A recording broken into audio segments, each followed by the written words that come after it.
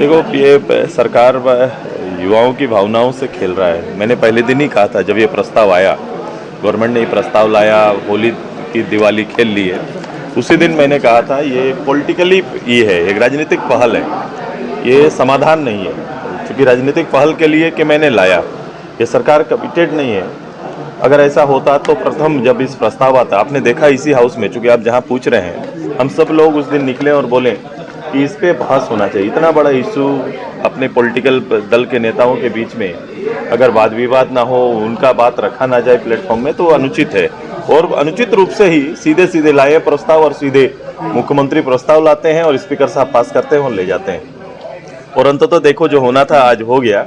3 साल से नौजवान जो तैयारी कर रहे थे, कहीं ना कहीं एक उम्मीद के साथ कि राज्य के अंदर नियोजन नीति अपनी बनेगी, स्थानीय नीति बनेगी और उस आधार पर मौका मिलेगा, तो कई लोगों का सपना पूरा हो सकता था।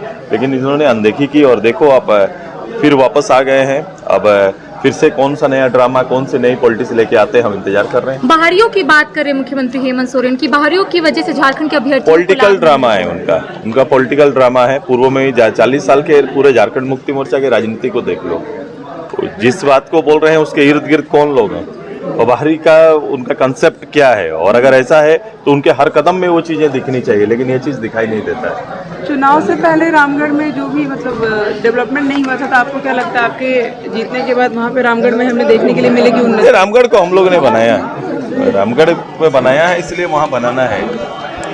सरकार को जो है कि युवा पर तो ध्यान है ही।